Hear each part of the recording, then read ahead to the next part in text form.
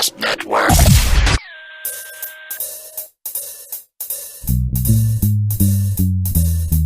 Hey. All right. It's a video game show. It's a video game show. It's not a game show about videos. It's a video game show.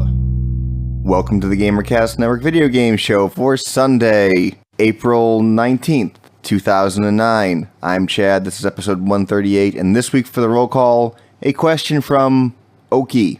Name a game like BioShock. BioShock. That was my answer. That's his answer, so you can't use that one. That created a very immersive story environment and or made you feel like you were actually in the game. And joining us this evening is Ivan. Fallout 3. Wait, you said you're going to say BioShock. I lied. See? See what I did there? BioShock. I don't even think you played that game, Bob. I did not. See, he's immersed. He doesn't play video games, so BioShock's the perfect immersion for him into non-playingness. Team Fortress 2. I don't know why. Hi guys, someone actually remembered me. See what you did there? You ruined it. You had to talk louder, and you did it worse. Thank God we're on separate tracks. Next. Also joining us is Keith. Oblivion! Kablam? Kablivian? Oblivion. Jesus. Kablam. Didn't even sound anything like Kablam. All right, but you know what? Two of us heard the same thing, so it wasn't just one of us being dumb. Yeah, I heard a K there. A K. But, okay. You're not even here, future Chad. Okay, and also joining us is Phil. The original Resident Evil. You have very fond memories of that game, apparently. Yes, I do. Well, I mean, if you remember having dreams after playing that game, you must have been pretty immersed. And who's eating? Bob. Who's scraping the bottom of the chili bowl? It's fine, edit it out. That's Bob. He's having stew or some other culinary work of art. And Just edit it out! finally joining us is Bob. Well, I was going to say Fear 1, but based on the mail responses, I apparently wasn't paying attention to that game at all because I didn't even know that we were Alma's son. So I guess that wasn't immersive, so I'm going to say Frogger for the Atari 2600. That's as immersed as you can get. That's it. That's all I got. Do you often find yourself running across the street, dodging cars? I did. When I was young and first had that game, there were some lily pad issues. I'm going to admit that. Counseling was sought. My dad drives a semi. It was really traumatic for me. It's a lot to get over. There's a Frogger stage in World of Warcraft in one of the raid dungeons. There's green slimes, several rows of green slimes that move across, and they one-shot kill you if you hit them, and you have to weave in and out. It's fun to watch people die through there, especially if they've never done it before. They're like, haha, green slimes, that's cute. Oh my god, I'm dead! I found that amusing for some reason. Well, since no one said BioShock, I'm going to say BioShock. Oh, see, I thought you were going to be cool. Since no one said BioShock, I'm going to say Resident Evil 4. No, it's early. I have to leave in about 20 minutes, so you know what? Future Chad has no imagination. This week on the Gamercast Network, the ladies of Sarcastic Gamer Pink deliver a dose of midweek chit-chat on all kinds of stuff, including the results of the first ever Bargain Bin Roulette Challenge. Find out how much they spent, what they played, and whether it was worth it. On Sarcastic Gamer Pink, episode 25. This week, the Retro Force Go crew takes a look back at the Model T of electronic entertainment with the long-awaited Commodore 64 episode. Keyboards, blue screens, and something or other called a floppy disk. What the hell was it? Tune in and find out. Take a 30-minute road trip around the Sarcastic Gamer community on Sarcastic Gamer Radio. Check out the post-game report to get all the facts. Post-game. Discover the community that brings you all these great podcasts and more. GamerCastNetwork.com. Next topic. So, Ivan, what do you think of the 3.1 patch for World of Warcraft? Super sweet! It's a cool patch because you can get into as much or as little of it as you want. If you've been playing Wrath of the Lich King for the past few months, you don't have to get into any of the new stuff if you don't want to. Other than when they do big patches, they always do stuff like tweak spells and abilities and that kind of stuff. So you'll be slightly affected in that regard. But as far as the content goes, you can do as much or as little of it as you want. The three big things I think they did was there's a new 10 and 25 man raid dungeon, which is freaking hard as hell. There's dual specs and a new Argent tournament. Dual specs is just that you have your choice of 3 different specs when you pick a character. You used to only be able to pick 1 main spec. Now you can pick 2, and there's a whole interface now where you can completely switch. That's actually pretty cool. So, do you only get XP for one spec if you're in that spec's form? Or, like form of mage? And then, poof, I'm leveling as a mage. No. It's a different spec. This one you'll be your Fury spec, and the other one you'll be your Protection spec. Right. You have your raid build, and now you have a shadow build or whatever you want, so you can still do it on your own. You're not completely gimped anymore. Yeah, so for my class, I'm a priest. My main spec is a healer, and that's what I do in raids and stuff. But leveling, not that I'm leveling now, but when another expansion comes out and you need to level, or if you're doing daily quests, or if you're just kind of grinding for any kind of thing, holy spec sucks because you don't do a lot of damage. So now my priest has a holy spec and a shadow spec, and so when I'm doing dailies and stuff or I need to kill things, I switch to shadow and I can do a hell of a lot more damage. And then when it's raid time, I switch over to holy and I can start healing things. The Argent tournament thing is kind of cool. It's this quest-based area where it's a non-PvP tournament style thing. It's kind of a Renaissance fair kind of thing. You do jousting and eat smoked turkey legs. There's a whole Black Knight quest line that you have to do. A Black Knight was sent to the tournament by Arthas to sabotage it, and as you level up you can do different parts of that quest. One of the real cool things is there's quests to help build this section in the middle of the tournament grounds, and the more people who do the quest and the longer it's done, the more is added to it. That's like Warhammer.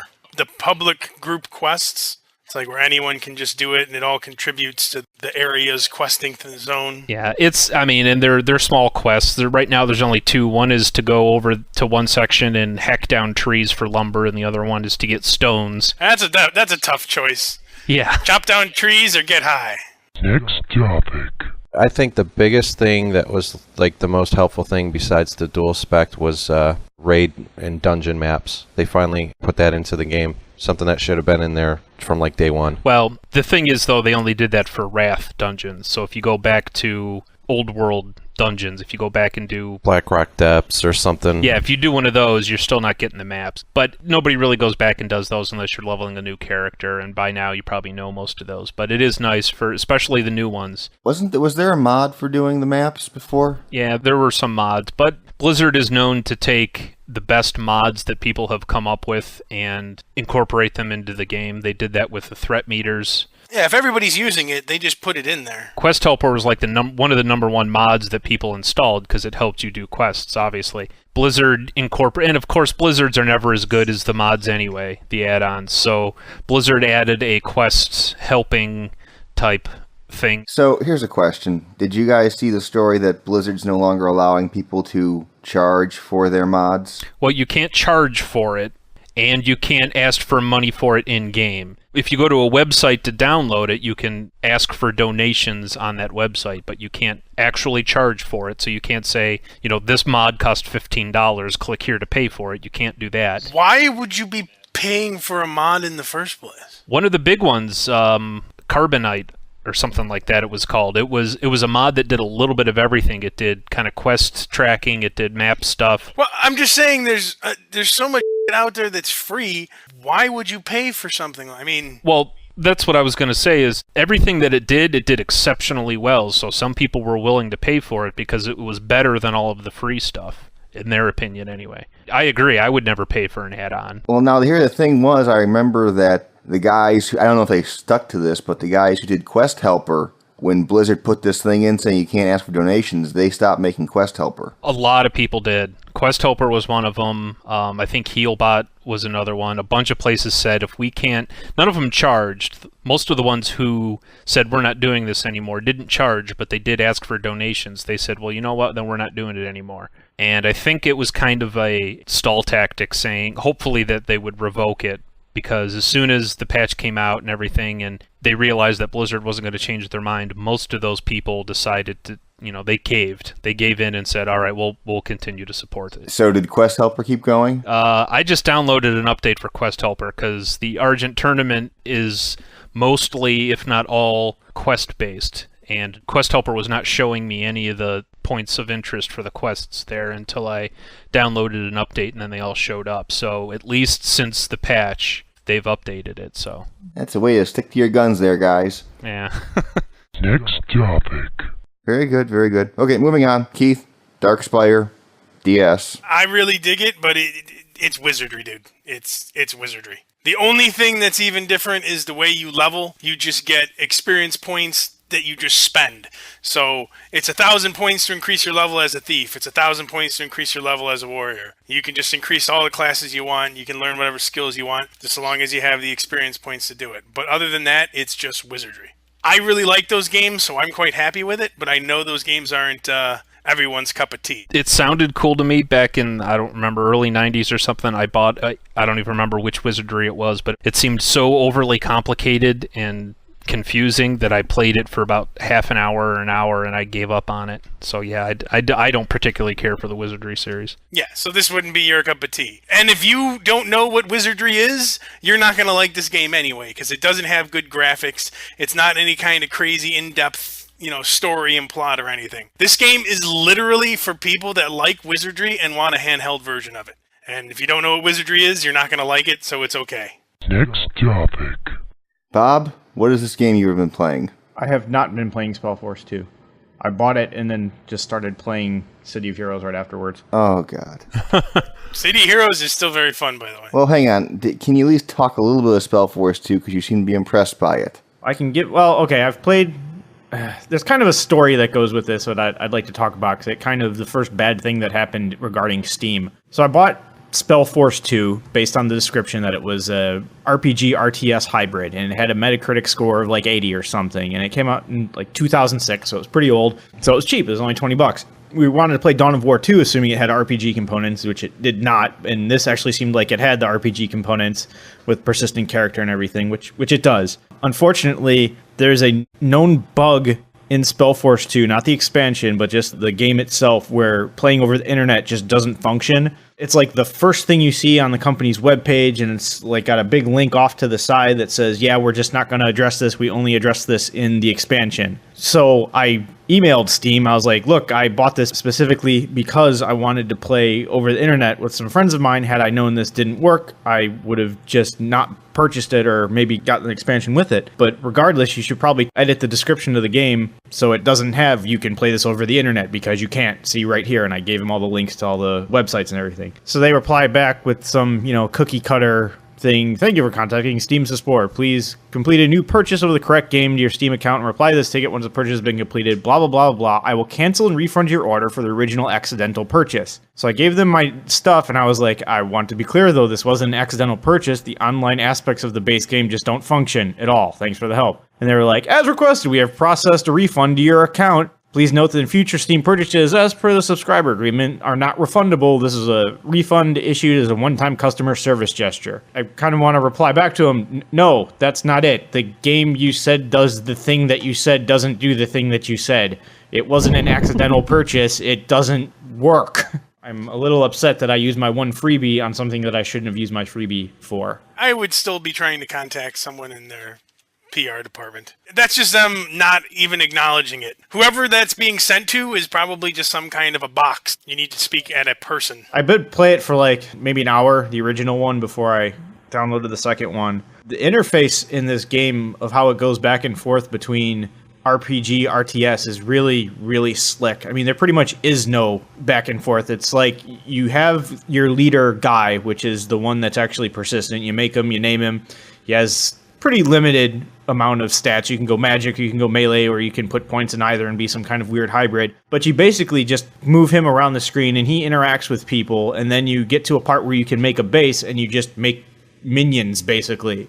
And you can command them just like you do with an RTS, but then you also have full control over your main guy too, so you can just square select them and send them off with the troops to go fight something, or have them stay back at the base and do little quests and stuff. So it was really, really well done, really polished looking game. Just aside from the glaring problem that you have to buy both portions to play online. Yeah, just to be clear, the expansion thing that fixes the online problem isn't a free patch kind of thing, right? No, it's Spellforce 2 Shadow Wars is the original one, and then you get Spellforce 2 Dragon Wars is the expansion. It's $10 more if you buy both. You don't have to do it at the same time, you're saying, though. No, you do. That's the problem. If you buy them separately, they're $20 each. If you buy them together, it's only $30. That's my point. So yeah, it is only $10, but it's the point of the thing. It doesn't work as intended, and if you've bought the first one without buying the second one at the same time, now you got to go spend $20 instead of just $10. Which is why I contacted them and said, please, can I have both? Now I'll pay you $10, but I don't want to pay you $20.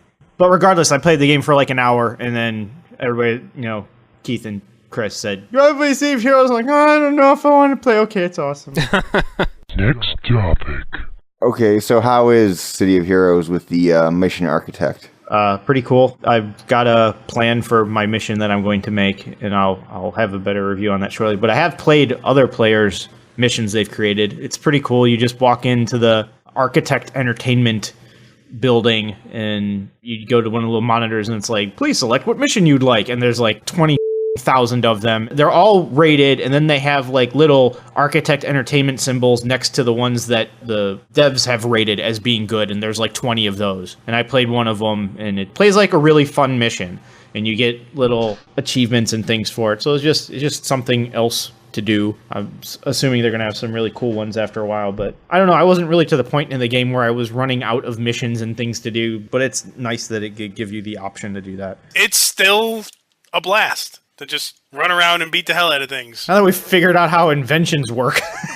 Isn't that their crafting system? Yeah, you just basically make enhancements that don't... Enhancements have basically diminishing returns, and they age. So you can only have them within 3 levels of your current level. Then they stop being effective. But the invented ones never decrease. If it's just like 25%, it's always 25%. But there are things in City of Heroes that should be in every single MMO there is. The whole sidekicking, exemplaring, where you just make someone either your level, either above or below, is so sweet. Say if we're like level 18, and then Chris logs on with his guy who hasn't been playing that much, and he's level 10, and still wants to group with us, what you can do is say, okay, I'm going to sidekick you. While he's sidekicked and within 100 yards of your character, he artificially becomes one level lower than you, and all his powers and hit points and everything scale up, so he's like a level 17 character or something, so he can do missions with you. It works the other way. If you log on and you're level 20 and all of your friends are level 10 because you play too much, exactly, you can join their group, and it dumbs down your character to level 10, so you're not overpowered. And instead of gaining experience points, you just get money. And then their character creation editing thing it blows everything else there is combined out of the water. Have they added stuff? Oh, God, yeah. There's so much now. Now they're apparently selling additional things. They just put out something for $10 where you can buy a power, some kind of card tarot thing where it's a random chance to get a buff or a debuff, and 3 or 4 different costumes for $10. I mean, I wouldn't be buying that, but hey, there's people that might, and that's what they're starting to do now. You can find costume pieces in your inventions. Like, that's part of your salvage. Is you find recipes to make the inventions. Some of those inventions you find are costume pieces that you can make as well. Like, I can now have rocket boots and burned wings. Sweet. The best thing about this game, in my opinion, is the fact that each level you feel like you're now exponentially tougher. Well, not exponentially, but it's a noticeable difference. That's just very rewarding, because it sucks when you gain a level and it doesn't really mean anything. Next topic. Okay. So, what do you guys want to do? Do you guys want to keep recording without me? Because I have to leave. Oh, I was hoping that you could talk about some of the arcade games that you've been experiencing. I can't. I gotta leave right now. Okay. So, do you guys want to stop, or do you guys want to keep going? I think if we keep going, we're just going to kind of be babbling. I mean, I don't have anything else really to talk about. Okay, so due to time restraints, we'll have to cut it short this week. We will get to our mail and whatnot next week. And maybe tell a joke.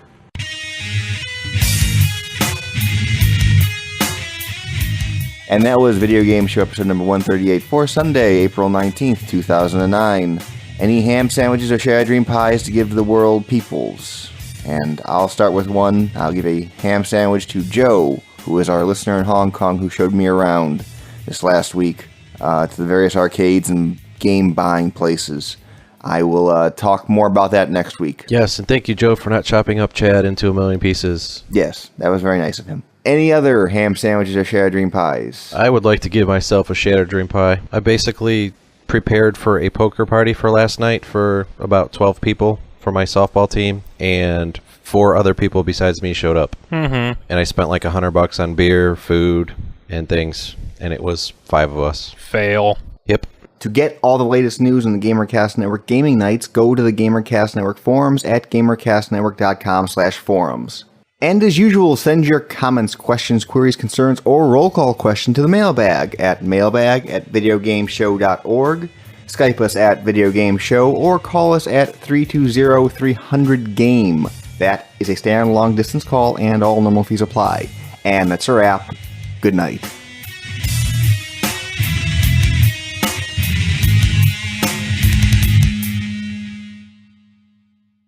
I see Bob. I see Bob. I got him right now. I see France. I see my own underpants. I was going to say, I see Keith's not wearing any pants. I'm wearing boxers. Just boxers? Yes. Well, I'm wearing a shirt. I'm just wearing boxer shorts and no socks. I can't do the show unless I'm in the buff. Sorry. It's every week, really. Gotta let the boys breathe. Their breathing time just happens to be 6:30 on Sundays.